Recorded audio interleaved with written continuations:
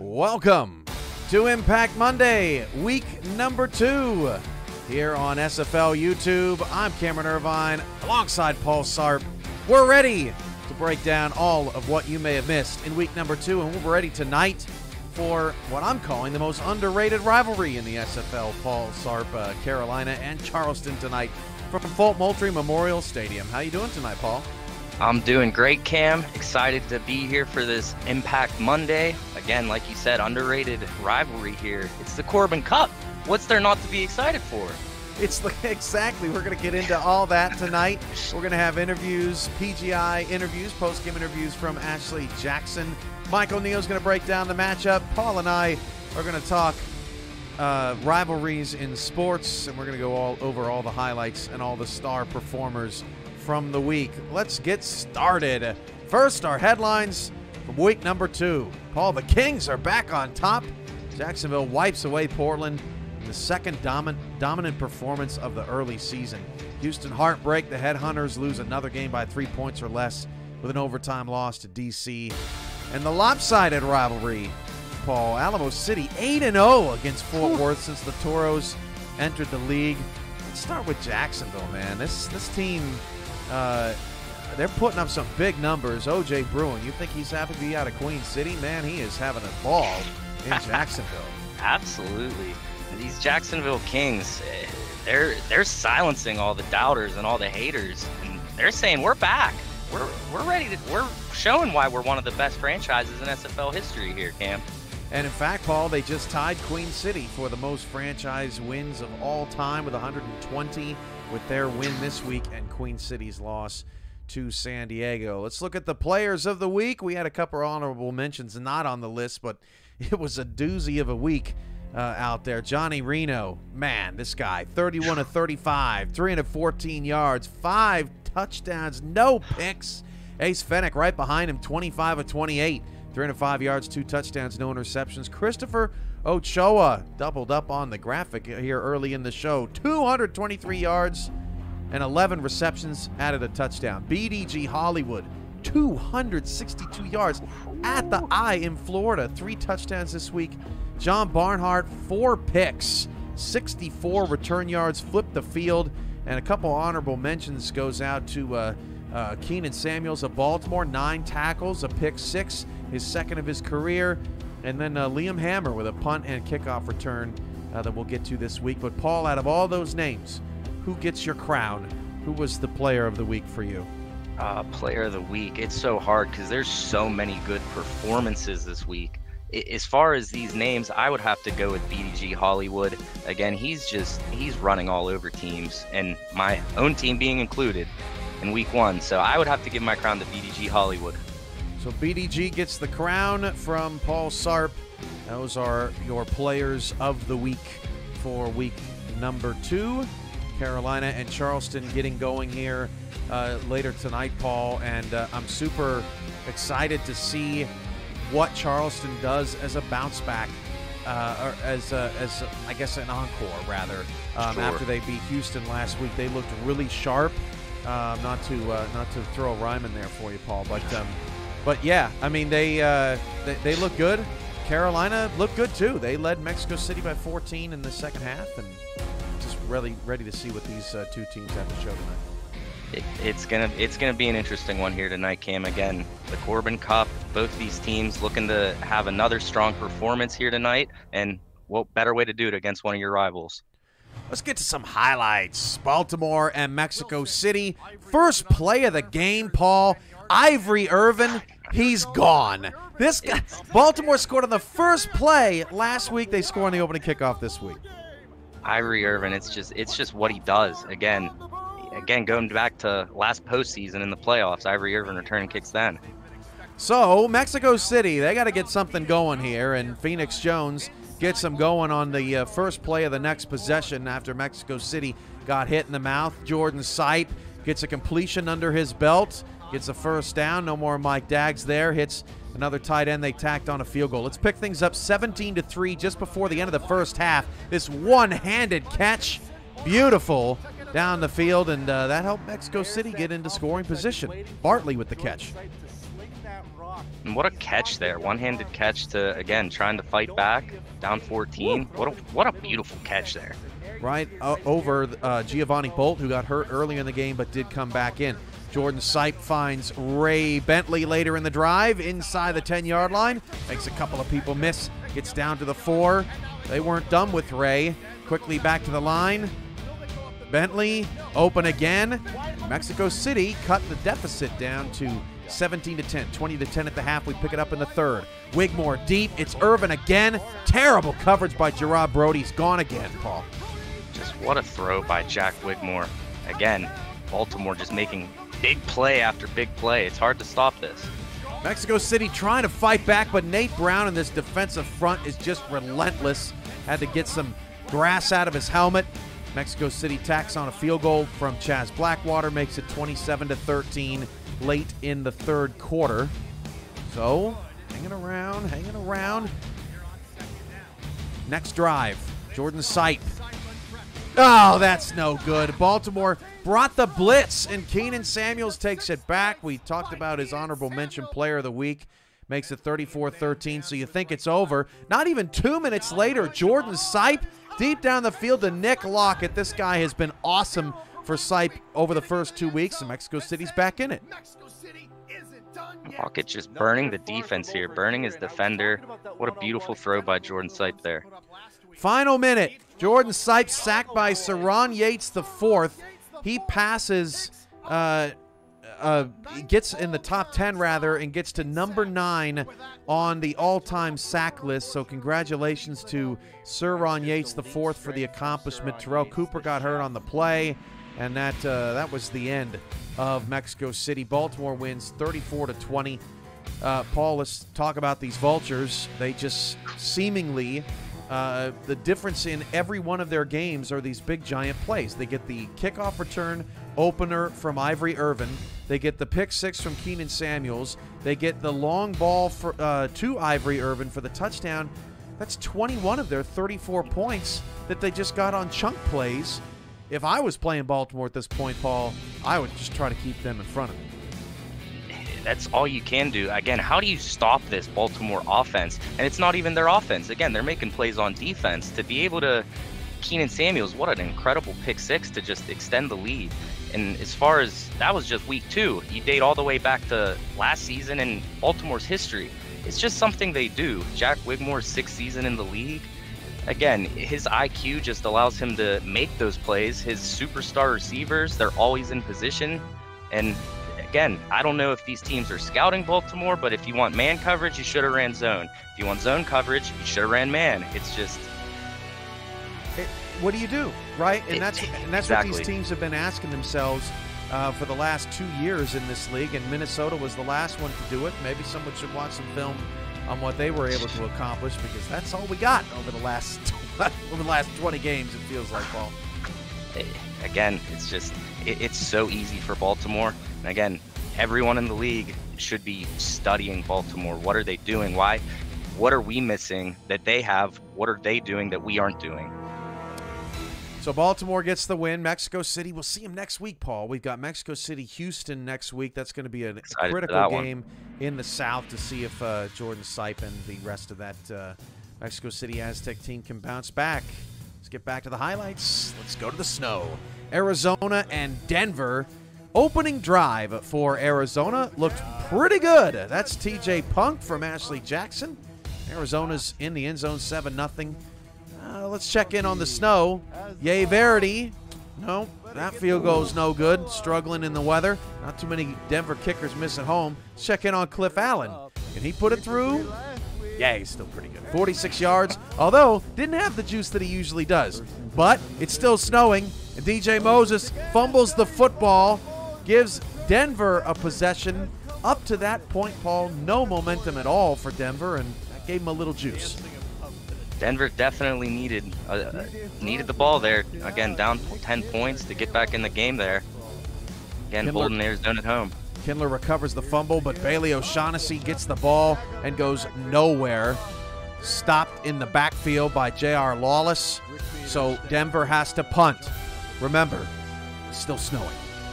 And Denver's special teams is still making blunders. Punt blocked. Arizona gets it in excellent field position, and Ashley Jackson takes advantage. Touchdown, back of the end zone, Connor Weston. 17-0 Arizona now in the second half. Gene Struthers, Bailey O'Shaughnessy has to get moving. I said Jared McChesney last week. Bailey will make sure I don't forget that Jared is long gone. Just like O'Shaughnessy on this play. Touchdown Denver. They're right back in it, 17-7. 8 minutes to go in the third quarter. Jackson fires it down the field.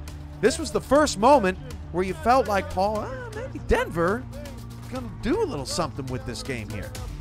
Yeah, and if the Rick meter was there, you're higher percentage there for Denver. Again, Denver fighting to get back in this game here. Struthers fires it outside to Riley Quintero. He'd be in the snow in a moment. First and 10 at the 30. Handoff to number 30. O'Shaughnessy cutting hard to the Arizona 19-yard line. Halfway through the third. Still 17-7. Same drive. Another completion for Gene Struthers. That's Greg McDowell with the catch. And then, watch top of the screen, Riley Quintero, out route, pylon, touchdown, roll over, Snow Angel. See, told you it'd be in the snow. 17-14, 14 unanswered for Denver. They're not done. Bailey O'Shaughnessy with the spin, the block from Jeremy Mosley, and Denver leads the game, 21-17. What a beautiful run by Bailey O'Shaughnessy. Again, just spinning and walking into the end zone untouched. Get another look at it. Look at this blocking down the field. Look at Ari Mills, the fullback, 44. Blam, right at the 5-yard line. Everything was clicking for Denver, but the last 4 minutes were frantic. Arizona, Ashley Jackson leads her crew down the field. Weston gets another catch. 24-21 Arizona leads. Surely that's the end of the Denver Nightwings. They're just going to lie down, go to 0-2, be done with it. Gene Struthers, I don't think so. That's caught. A broken tackle. Logan Keel is gone. 28-24, late hit at the end of it. Denver takes the lead. All right, so for sure, Paul, Arizona's going to lie down. They're not going to. No! Flip out DJ Moses. Touchdown. Arizona regains the lead, 31-28. What a crazy, crazy game here, Cam.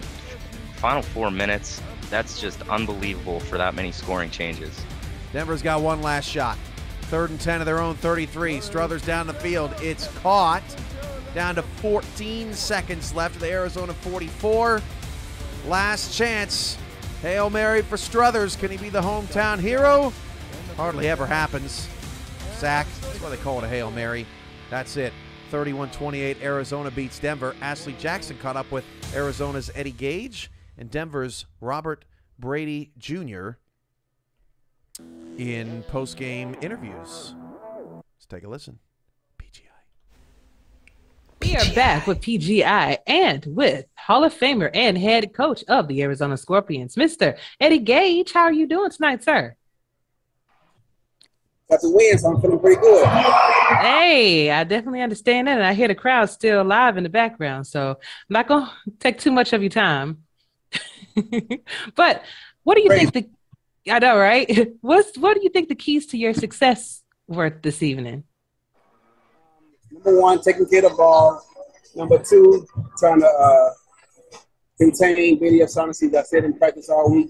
The 2 biggest keys of the game was limiting turnovers and containing Bailey O'Shaughnessy. Absolutely. And so, how excited are you for your opponents next week?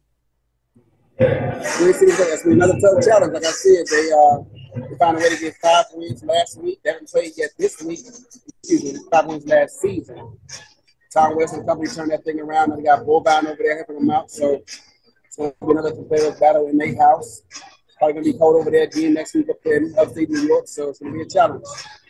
Looking forward to it, Coach. Have a fantastic night. And go ahead and join the party. We'll see you soon. Thank you. All right, and I am back with another good friend of mine, Mr. Robert Brady Jr. He is the defensive end for Denver Nightwings. So, Robert, Tough loss tonight, man. I will say that you guys put Tough, up a heck of a fight. It was a great tough. show. Um, what do you think that your team did right?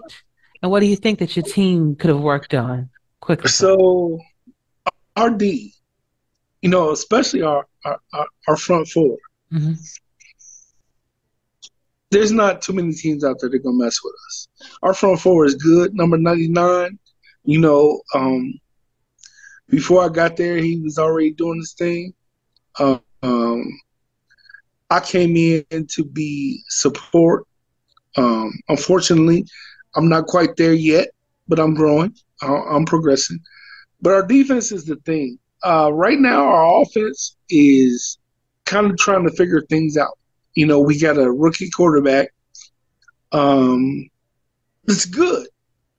I mean, Gene is good. GS, he's good. The thing is, he needs to figure out where he fits in the majors and what he can and can't do. And I think that's one thing that the coaches and everybody are trying to figure out.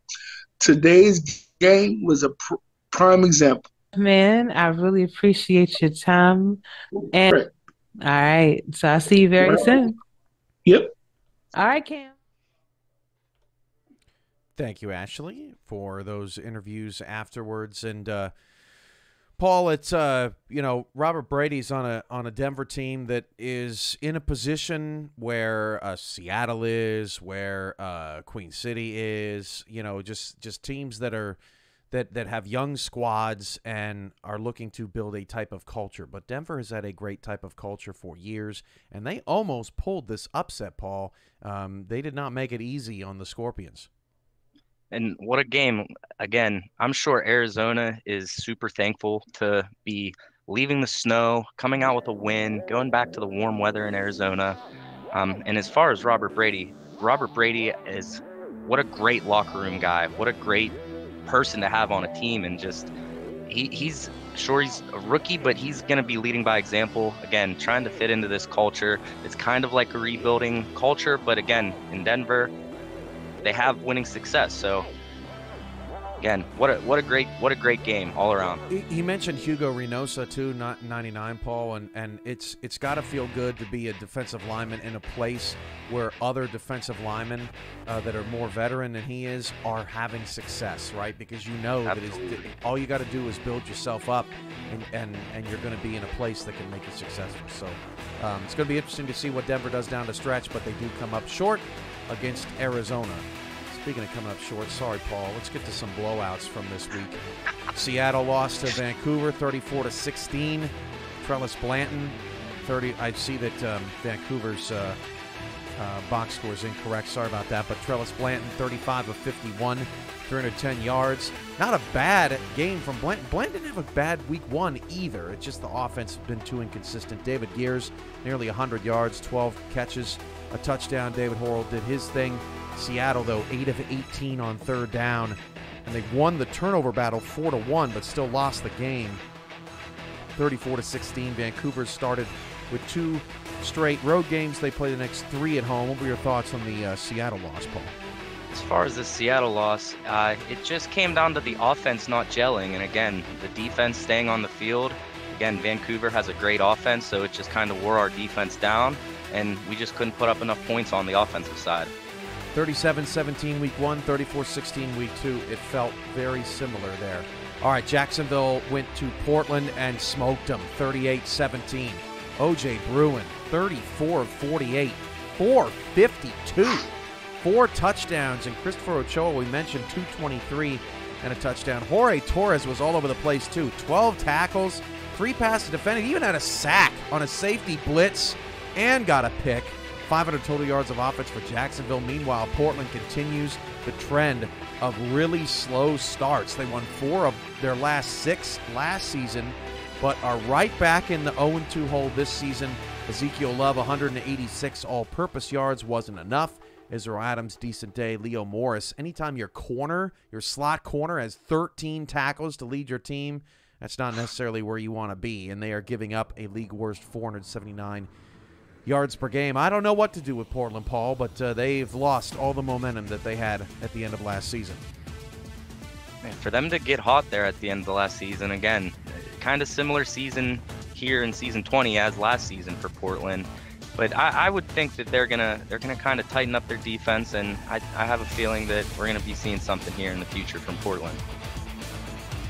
Let us know how that music sounds, everyone, if it's too loud or too soft as well. We didn't have it last week, our APM music soundtrack, so just let us know how that's sounding. All right, continuing around the league, San Diego beat down Queen City 42-20.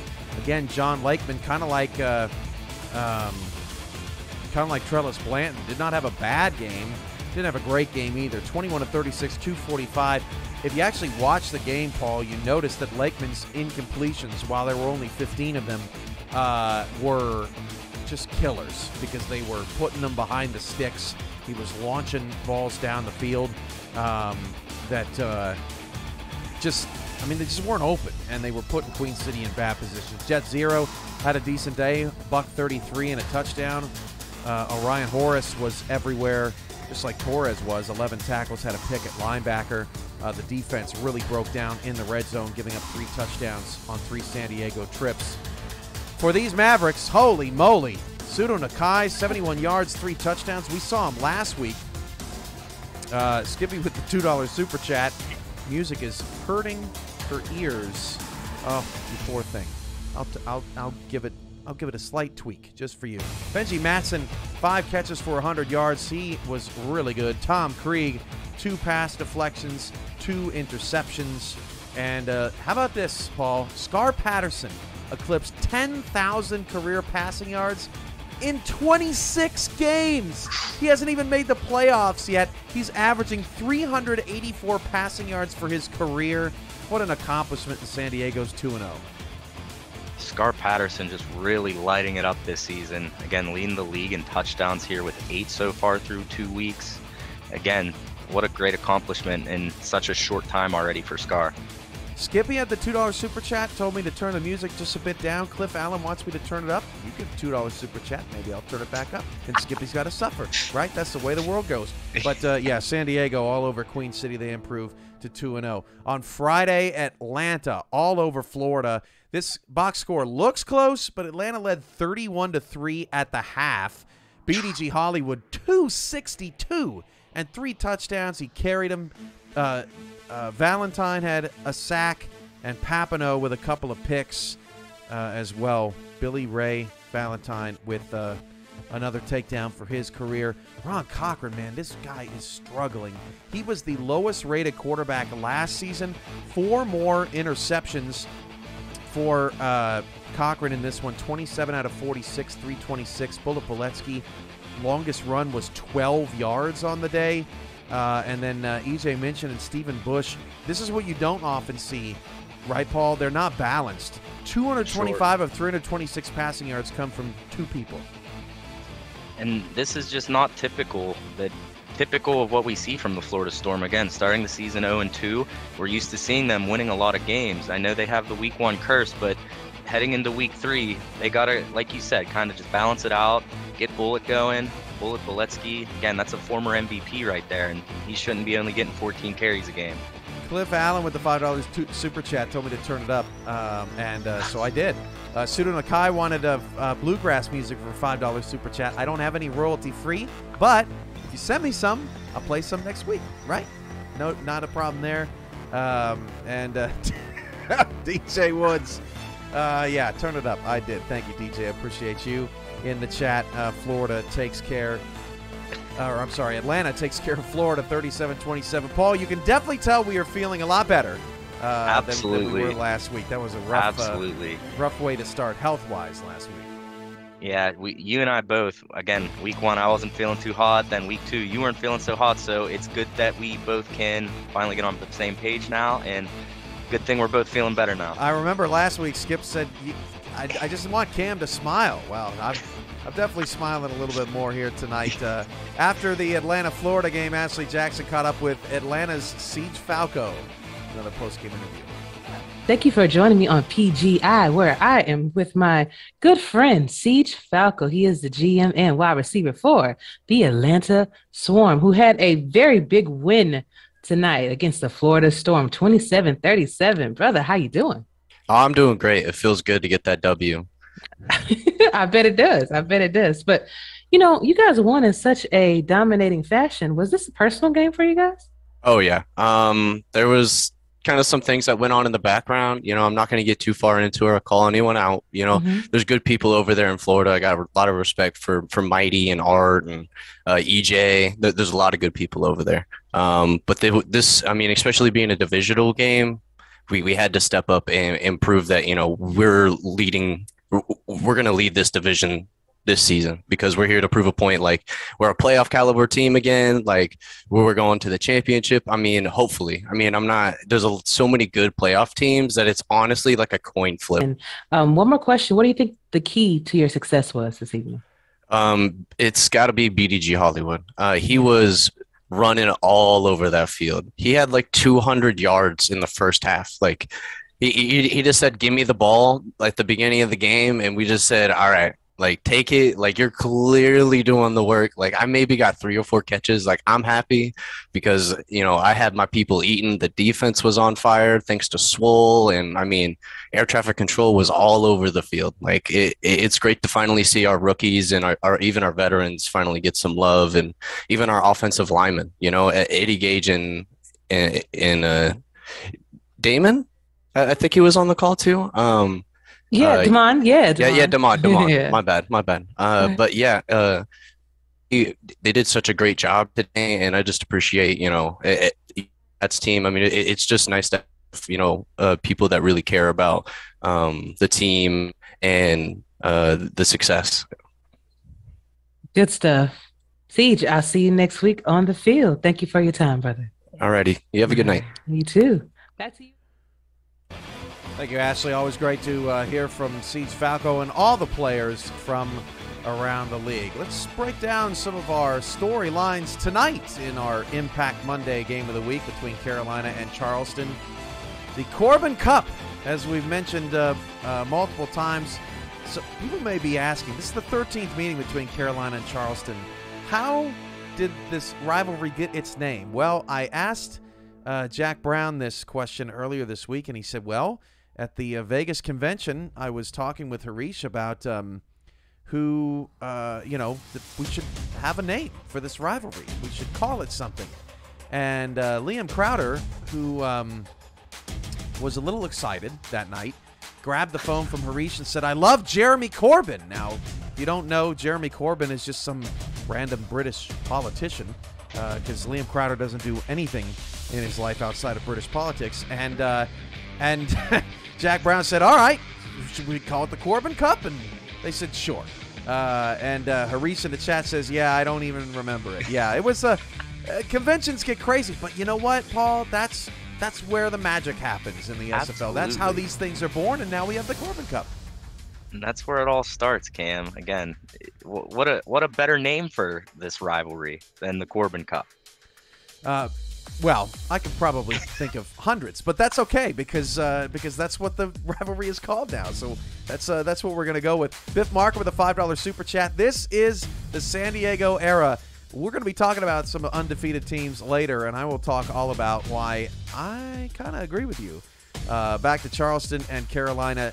Mark Martin is still seeking revenge, playing his former team for the 3rd time. Does not have a pick, does not have a W against his old team, so we'll see what Mark Martin can do tonight against those Skyhawks.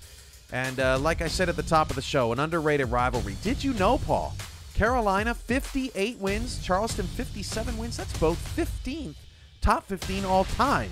Pretty surprising. How about that? Yeah, how about that? Again, Charleston, if Charleston can come in and steal a win, they're all tied up here. And again, makes the rivalry even stronger. Who's going to have the higher win total for their franchise history? If Charleston wins tonight, they will tie Carolina, or Carolina can pull further ahead. Let's talk some rivalries in sports, Paul. Who are your teams? What rivalries are special to you, like this game is special to these two teams? As far as me personally, again, me being a Steelers fan, AFC North battles, you have the Ravens, Bengals, and the Browns.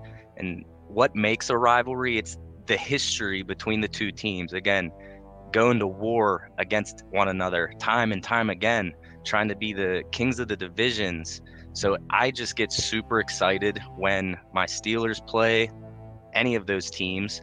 Again, you just want to destroy your rivals. That's what makes the rivalry, is just the head-to-head action between the two. You just don't want to see the other team ever win a game. As a Packer guy, I've always said I hate the Bears, I respect the Vikings, and I laugh at the Lions, and that's been kind of how it's gone for over the years. Of course, the Lions got the last laugh this season, but how about in the SFL, Paul? You know, you got Vice Wars, Denver and Vegas. You got the Corbin Cup now, Carolina and Charleston, Florida, Jacksonville you can throw in there. But Minnesota, Indianapolis taking over recently. Harish wants me to say bad things about Gino with the $5 super chat. Why is everybody so negative on these super chats? Let's see. Gino McFly. Somebody get me. Oh yeah, he's. Somebody get me his stat line, and I'll talk about how low rated he is all time. I don't know. But what's your favorite SFL rivalry, Paul? What do you like, and what are you hoping takes off in the future? Again, as far as me personally, with Seattle now joining the league, again, you love seeing Seattle and Vancouver, even though Vancouver, we still haven't gotten the best of them yet. I love playing the Portland Fleet, the Nemesis Fleet rivalry. I think that's an upcoming one. And like you mentioned, Jacksonville, Florida, Battle of Florida, and Corbin Cup. Again, Battle of Carolinas tonight. Shrevin in the chat, $10 super chat, say bad things about Harish. Now that is easy. I still can't believe Harish got up after the 8th time he got injured. Harish doesn't control his phone at conventions. He is the least attractive of the two brothers. I think that's all I got for now. And hey, speaking of rivalries, Paul, how about if Gino McFly picks off a pass intended for Harish Prasad tonight to get him back? Now that would be interesting. Jack Wall, $5 super chat. On a scale of 9 to 10, what is that? What did that say? How hot is Harish? I don't think that I am the professional that can speak on Harish's hotness, but somebody else might. Harish wants me to say bad things about myself. My hair is never straight. I can't grow out this beard. And my lighting is not as cool as Paul. Okay, I think that's. Hey, Cam, I'll trade you. I'll trade you some facial hair for some hair up top. All right, well, yeah, I can give you some of that. It might be a little gray. All right, let's get off of that. Let's go to teams who impressed this week. Let's go to San Antonio, Fort Worth, and Alamo City. Back on Friday night, Brad Jones, he impressed. He's another great candidate for a player of the week this week. He was a monster. Put Alamo City up early, 7-0. Again, what a run by Brad Jones. What an overall game he had. Again, it's just the first quarter, getting first touchdown for himself to start the game. This from 94 yards away. Get out of here. Not even touched. I love the touchdown celebration, too, from Jones before that. The little smoking guns, put it in the holster. And Alamo City is up 14-0. Marcus Dunhill trying him out to come back. This highlight reel is just full of touchdowns, just so you know. Cade Stevens definitely inbounds on that one. Makes it 14-7. Alamo City. We pick it up in the third quarter, 21-17. Brad Jones, are you kidding me? Spinning into no man's land until he was gone. Jones again, 28-17. That was a pretty run. Again, Brad Jones just lighting this defense up, just kind of having a BDG Hollywood performance. Again, both super incredible performances. Again, Brad Jones just lighting this Fort Worth defense up. Jones didn't have as much yardage as BDG, but he certainly had the touchdowns, and he broke that one out there. Fort Worth just felt like they were playing behind from the opening gun of this rivalry, or, well, one team may call it a rivalry, but Alamo City might say, well, it's not a rivalry until you beat us. Fort Worth definitely didn't beat him on this night. Ace Fennick gets one for him, makes it 35-17, late third quarter. Marcus Dunhill trying to get something going down the field. Albert Begin takes that away.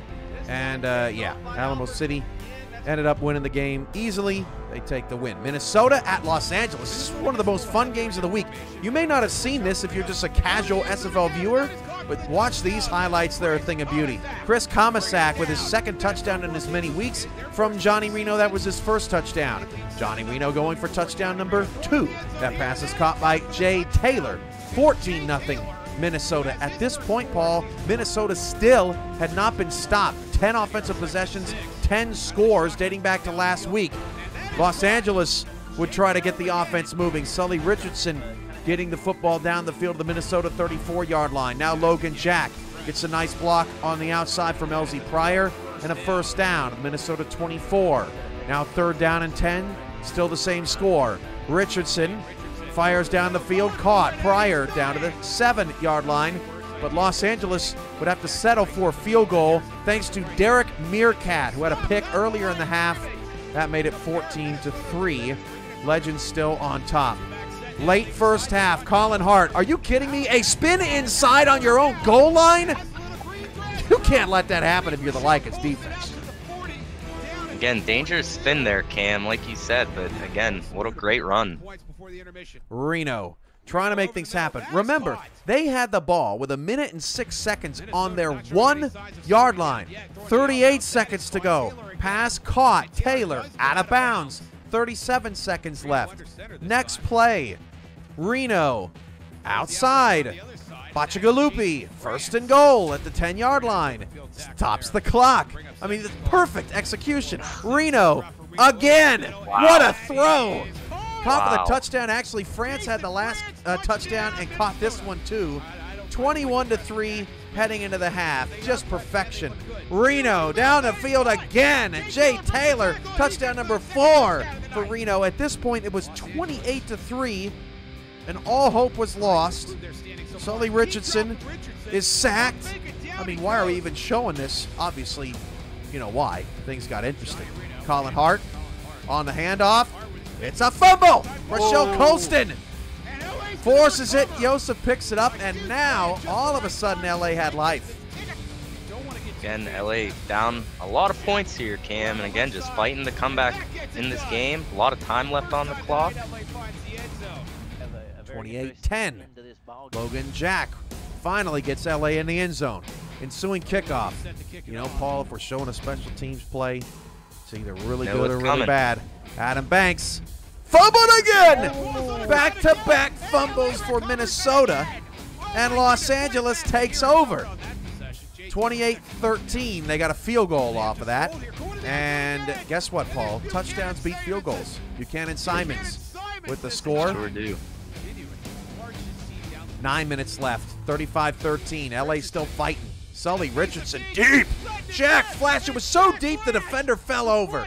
Flash gets to the 13-yard line. At this point, Josh Zirkle had lost his mind. 2nd and 1 at the 4. Richardson, Jack. That's a touchdown. Just barely. 35-20. LA not giving up. 4:30 to go. Same score. Richardson. Are you kidding me? Who's guarding Flash? Flash in a foot race. He's a tight end. BJ Loveless caught up to him. 1 minute later. Richardson. That's a touchdown. Are you kidding me? 35-27. They can't possibly. They can't possibly. Oh, they recovered, Paul. Are you kidding me? Next play, Sully throws the game away. Cody Griffin takes it away. That is just how it's been going for LA lately, Paul, but what an effort at the end. Incredible effort by Los Angeles to, again, come back from, what was it, 28-3 and make it a one-possession game with a chance to tie the game up. Again, just an unfortunate tip pass there. Great defense by the Minnesota Legend defense, and it was wraps. Griffin tipped it to himself there to end the game. DC Houston, this was last night, and it was wild. Shabazz Synergy completes that to Josh Gill. More from him later. DC would take a 7-0 advantage in Houston. Dave Burr had not thrown an incompletion up to this point. 6 for 6. Finds Mike St. Green. What a grab. With 5 minutes to go in the first half. Pretty defensive game all in all. 3rd and 10. 1 minute later, Dave Burr trying to get Houston on the board. He's finding everyone. That is McCutcheon with the reception for Houston. Gets him down inside the 10-yard line. And then it's Burr over to G.P. Wells. And Wells with a couple spins and a couple of blocks gets in the score. Now we're tied at 7. This may be the wildest last 30 seconds of a half that we'll see all season, Paul. First, 50-yard field goal, Sonny J. Didn't miss all last season. Nope. That's short. DC gets the ball back. Very next play, Kevin Say at this point had 3 total yards. Say, it's gone.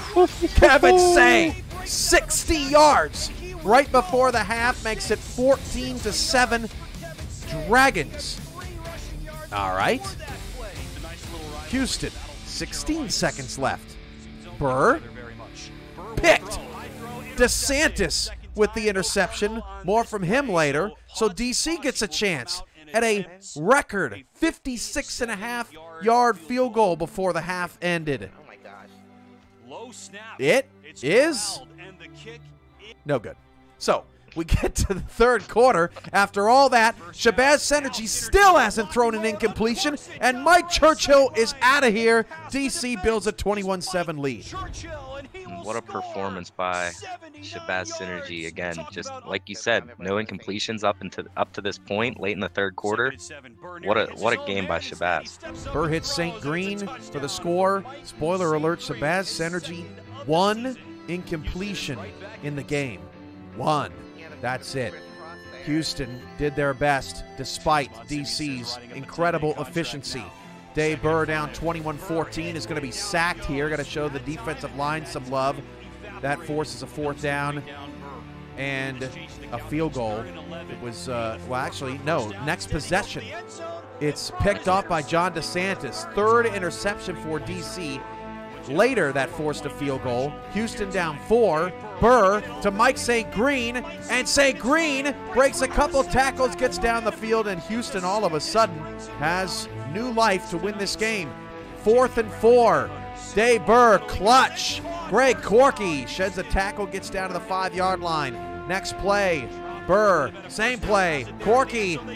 Houston takes the lead. The Heartbreak Kids, Paul, finally are looking like they're going to get out of a jam. 18 seconds left. Shabazz Synergy. He is a wizard. Josh Gill catches it in field goal range to set up a party in Houston. 35-yarder to send us to OT. We got extra football for the 2nd consecutive week in SFL Season 20. We're tied at 24. We talked about that DC efficiency. Houston didn't have much. Riley Hughes with the interception. That was Houston's 4th turnover of the night. Synergy now on 3rd and 18. Go to your trusty Gill. The pass is caught, and the Dragons win 27-24 in overtime. Ashley Jackson caught up with Mike Churchill after the game. Welcome back to PGI with my last interview. Newfound friend, Mr. Mike Churchill. He is wide receiver for the DC Dragons. And you guys had a fantastic nail-biting win just now over the Houston Hyenas in overtime, 27-24. How does it feel? Man, I don't know how to describe it. It's you get yourself so invested in these games, you know. It's just heart pounding all the way down to the wire. They've got a really good football team down there. You know, we knew it was going to be a hard-fought game. The rivalry between DeMond and Destro, you know, they're always close. They scored right there at the end, and it just about tore my heart out. But I knew we had a little bit of time, and man, Shabazz was playing lights-out football tonight. Just, you know, I think he had 1 incompletion, which was a batted ball. And then, you know, just clutch plays. And with Potty on your team, you know, if you get down to the 35, 40-yard line, look out. And that's exactly how it played out for us. So I'm just so excited, so happy to get that first win. It's really important. Awesome. Happy for you. Good luck for the rest of the season. And I can't see what you guys do for the rest of the season as well. All Oh, it's right. awesome. Thanks for having me. You are very welcome. All right. Back to you, Cam and Polly. Thank you, Ashley. We've got some super chats to catch up on. Skippy, 199. Say nice things about Tristan. Well, before I can, Curtis with 199. Don't say nice things about Tristan, so that's kind of a wash. So not much I can do with that. 269 from Harish Prasad says, give Curtis a backhanded compliment. Okay. Curtis, you radiate everything. All right. How about another $4.99 from Curtis? Give Skippy Curtis a backhanded compliment. Okay. You are. It's good to have a friend that is much lower to the ground than me. How about that? And then $5 from DJ Woods. Next person to donate, say good, mean things to somebody, will have to record themselves doing 50 push-ups. And that put the end. That put the kibosh on that. Nobody wants to record themselves doing 50 push-ups. So DJ, the authority in the chat this evening, apparently. Minnesota, we saw on that highlight an undefeated team, but there's plenty out there. Actually, 8 going into week 3. Charleston could be the 9th if they win tonight. We're going to break down what we think about some undefeated teams and get us started, Paul. Sure. One of the first undefeated teams, again, we saw them earlier in the show, Arizona Scorpions. My apologies. As far as Ashley Jackson, she is H-E-R her. She is not afraid to take the deep shot. You have a running back in DJ Moses. Again, so far this season, he's been good for 100 rushing yards a game and a rushing touchdown a game, 50 yards receiving and a touchdown a game. You got Connor Weston catching dime after dime from Ashley Jackson. You have Eddie Gage leading the defense. What else can you say there? Again, 4 interceptions on the season. Iverson Gamble with the pick, 2 picks, 8 sacks for the defense. And again, that's just the theme for all of these undefeated teams, is just the defense getting to the quarterback and forcing turnovers. Don't feel bad about saying Arizona a couple of times, Paul, because Ashley Jackson said Houston Hyenas, which is something that we all fall into. And Taylor on NBC, did you hear her say Kansas not city? She said SCHITTIY. Anyway, yeah, it was rough, and she's on national television and NBC, so we all do this. Big thank you with the $4.99 super chat. Who would you say is the Detroit Lions of this league? 20 seasons in there, must be at least one team that's constantly disappointing. We're gonna get to that, Paul. Well, see, y'all have only been here for 2 seasons, so we're gonna get to that after we hit some unbeaten teams. Let's talk about San Diego. Biff Markham at the $5 super chat earlier saying this is San Diego's era, and I gotta say, Paul, after week 1, you say week 1, right? After week 2, you could say Queen City, but eventually people are gonna run out of ahs for San Diego and run out of excuses to why they're not one of the better teams in the league. They've been unstoppable. Scar Patterson has looked terrific, and the defense looks improved, and San Diego goes to Motor City in a really intriguing game this upcoming week. Who else you want to talk about, Paul? Again, we mentioned them earlier, Jacksonville Kings. Like we mentioned earlier, just silencing all the haters. Again, you got the Lexington Kings. Again, you got 5 or 6 Lexington Miners on the team. Again, just young gun rookies making an impact. OJ Bruin, his leadership, just helping this young receiving core excel this season so far. And again, you got TJ Harper, Stan Diamond, the Nur brothers making impact on defense. Sean Sanders running the ball for them. And like I mentioned with Arizona, you got 5 interceptions, 7 sacks, 1 fumble recovered in 2 games. That's a pretty impressive start for these Kings. I want to go over to Minnesota because Johnny Reno has 6 incompletions and no turnovers in 2 games. That is unheard of. Minnesota is also the last team to beat the Baltimore Vultures. So if you were to ask me to do a power rankings right now, I would tell you Baltimore 1 and Minnesota 2. How can I not put them at number 2? They have been outstanding this season. Yeah, and Minnesota just, again, last team to beat Baltimore, just proving why they should be up there here. Again, first season last season, and they're here now. Again, another undefeated team, Atlanta Swarm. You have superstar talent all over the field. Bryant dynasty, not being able to get the ball and score, throw a touchdown yet to Siege Falco or Jamal Wooding, but you got Hall of Famer crazy. Boo Chisholm. You got Kyle Finnemore scoring. Again, Hall of Famer BDG Hollywood. We showed his stat line earlier, Cam, and it's just, he does it game after game, and it just proves why he is a Hall of Famer. We got to talk about Vancouver before we leave. Haven't talked about them much tonight, but they're 2-0, and it kind of feels like they're playing with their food a little bit, Paul. I mean, they're kind of like Baltimore in the sense that the regular season doesn't mean much for them. They pretty much run away with the Pacific Division every season. They get into the playoffs, right? But then that's when the real season starts for them, and they haven't been able to deliver. But Vancouver looks strong. I mean, Robert Redford looks great. Christian Brown looks great. They picked up right where they left off last year, getting Chris Curtis more involved with Brett Killian, and Seattle hung with them for a half, but then Vancouver kind of pulled away. Back to Big Stanky's question about the Lions.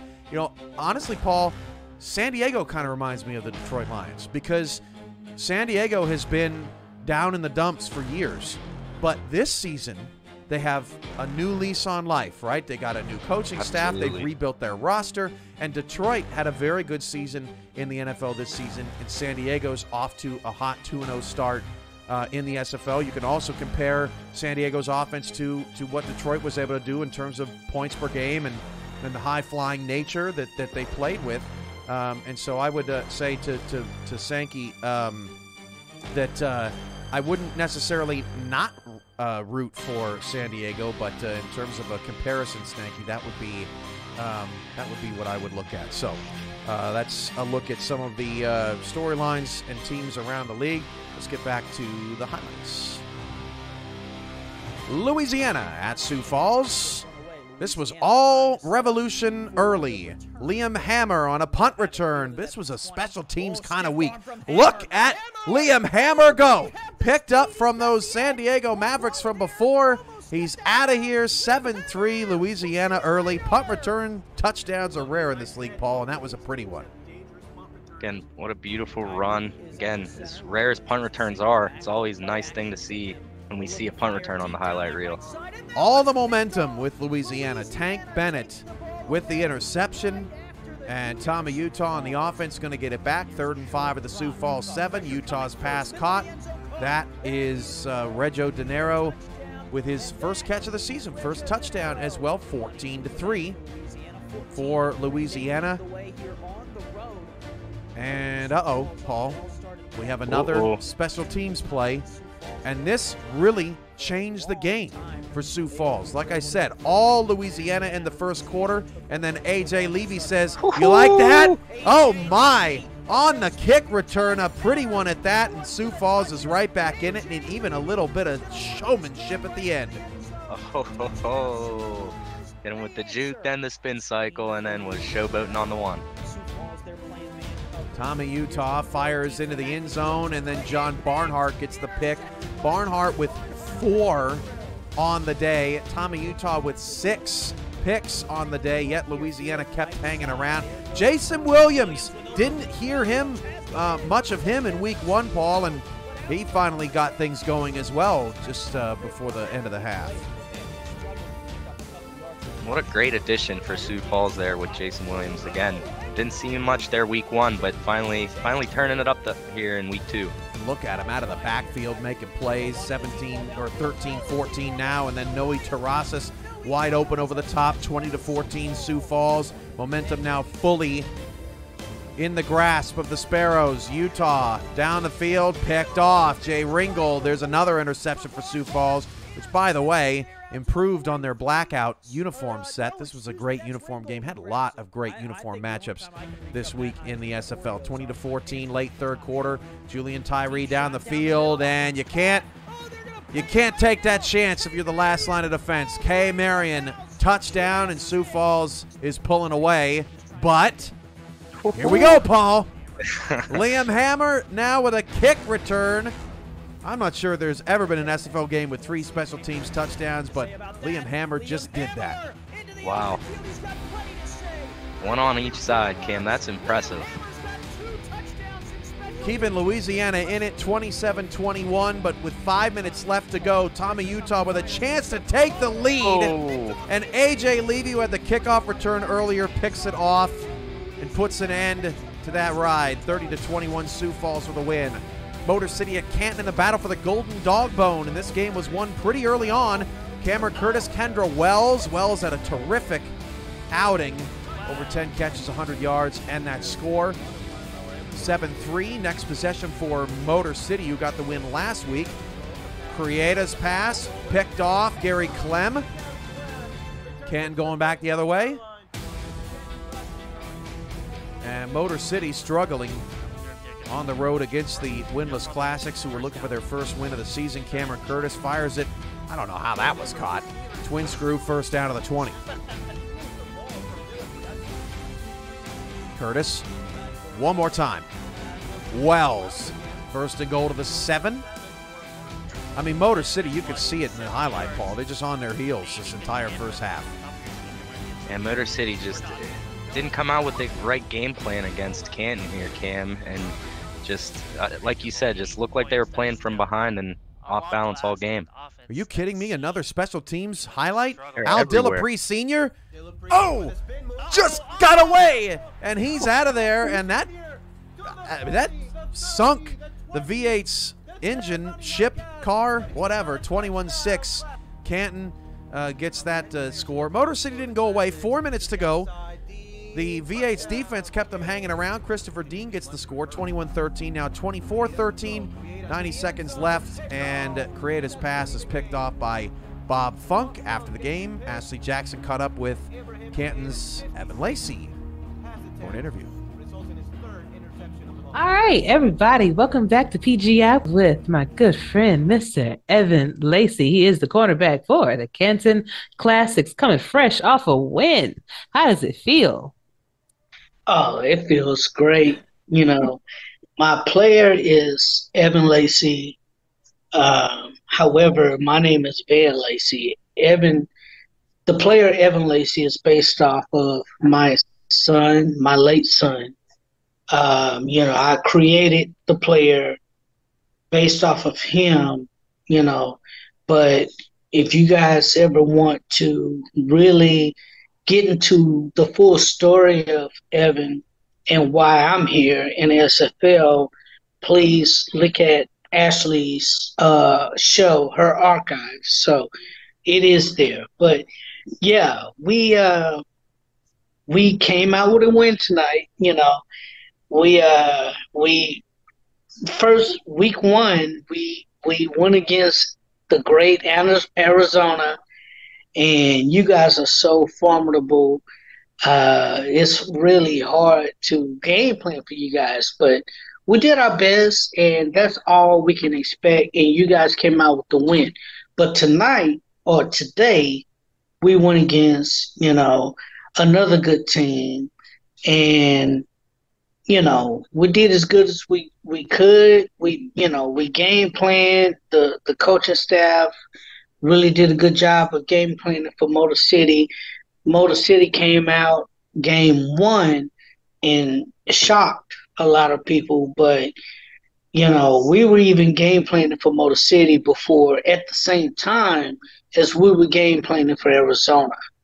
So, you know, Mike Twinscrew, Chris Porter, you know, the rest of the scouting staff and coaching staff, they did a really good job of game planning for this game, and it showed. It showed in the end. So we ended up getting a W, and we're looking forward to next week. Indeed, and I'm looking forward to seeing what you guys are going to do and, you know, make it a really exciting ball game. Thank you for your time. Really appreciate it, Van. All right. Good night. Good night. Back to you in the booth, Polly and Cam. Thank you, Ashley. And now time for our last highlight of the night. Last but not least, Indianapolis at Tulsa. Tulsa in the bright red color rushes. My eyes! DJ Bandit off the deflection. One of the best catches of the week. What a Pretty catch. ball. Let's look at it again, Paul. Tulsa puts points on the board first. Right place at the right time, like he was You caught a pass like this in your career? Look at that. That I have not, Cam.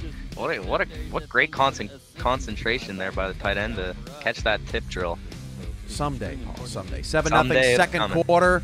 Colin Pierce striking back. How often do you see an 84-yard touchdown on a slant? Ryan Roosevelt shot out of a cannon for a touchdown, and it's tied at 7. We would go into the half tied at 10. Third quarter, this is when Colin Pierce's night started to turn ugly. Nate Heslip with the pick. 1 of 3 on the evening for Heslip. Too bad Nathan Barnett, or John Barnhart rather, stole his thunder. This, a good one though. Heslip takes it away from Banfield. And Tulsa gets the ball back. Next play. 1st and 10 of the 39. JQ fires it out to Gabriel Manning, caught for 26 yards. One play later. What a dime! How did JQ put that in the back of the end zone to DJ Hume? I still don't know how he made that catch. 17-10 fourth quarter. Colin Pierce. Whoa! Caught by Ryan Roosevelt. I thought for sure that was going to be picked. We're tied at 17. 7.5 to go. Pierce intercepted. He threw 4 picks in the second half after throwing 0 in the first half. There's Heslip's second. 2nd and 17, just over 2 minutes to go. Most controversial call of the weekend. Gabriel Manning not ruled out of bounds, Paul, and that ended up being the game-winning score. And just what a great job by Gabriel Manning, just toe tapping on the end zone there, staying in bounds. Again, like you said, controversial call. We'll see that again here, Cam. Right there. Ooh. Sure did look like it. Yeah, it sure did. Like it. Kanye Rockefeller tacked on a kick return towards the end of this game after Colin Pierce's 4th down pass was incomplete. Tulsa got a field goal, then Indy got a kick return, couldn't recover the onside kick. That was the end of that. 27-24. Indy still winless against Tulsa, 0-2, and winless on the road all-time in franchise history, 0-7. Let's get to some fantasy football this week. Johnny Reno, your number 1 quarterback, 42.1. Brad Jones, 54 fantasy points, Paul. Woo!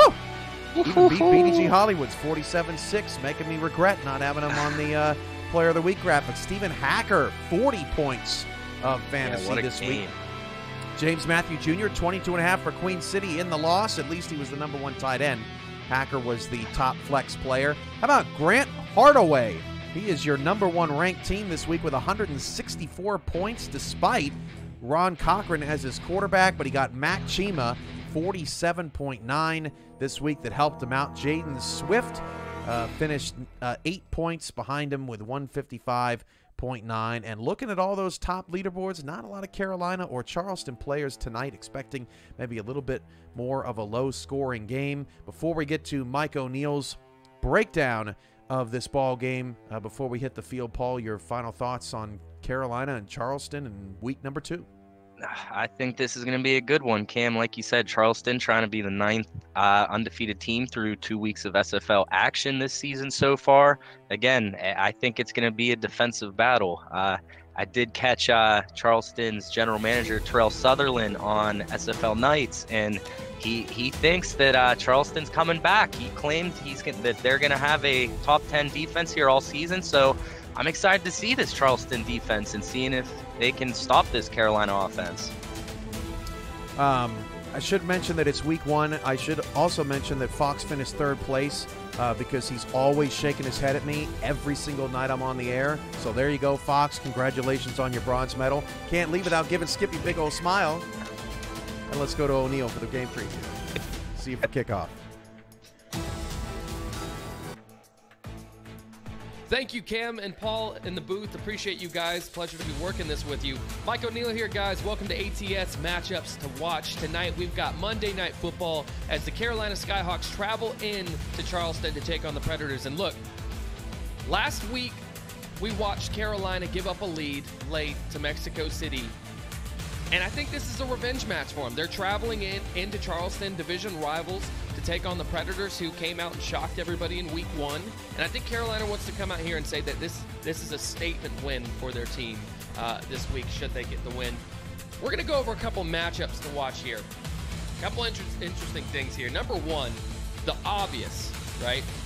You've got to feed Ike McBride the ball. Ike McBride and Hattori Hanzo in that 1-2 punch, you've got to give them the ball. I guarantee you they get 25 to 30 carries shared tonight, that Carolina has a really good chance of taking this one home. And that's not to say anything against Charleston. The only reason I'm saying that is because Charleston, this is a young team. Carolina's game plan into this game has to be, let's go in, let's go up early, let's control the game, and let's put this really inexperienced Charleston team in a position that they haven't been faced with before. So game plan for Carolina is going to be get Ike McBride and Hattori Hanzo the ball.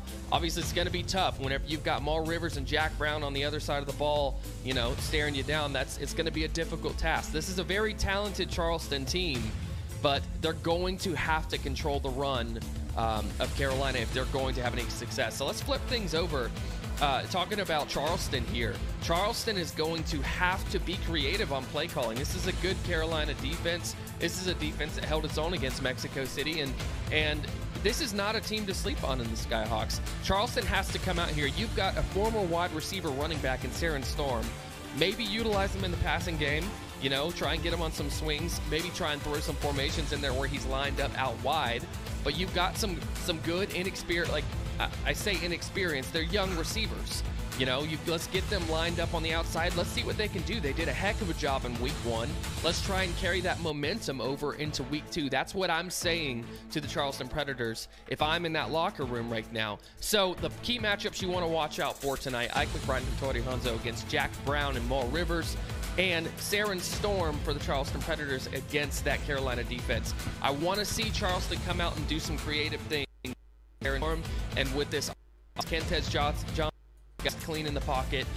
They let Carolina's defensive line get to him. They have to keep him clean. He's got to be mistake-free or lick mistakes if Charleston wants to take this one home. Charleston is a good team, but once again, they are inexperienced. They're young. It's a young team. So, hope you guys enjoyed this. Good luck tonight to both teams, and we'll see what happens tonight on Monday Night Football. Back to you guys, Cam and Paul. Thank you, Mike. Kickoff is coming up next between Carolina and Charleston. Don't go anywhere. We'll be right back.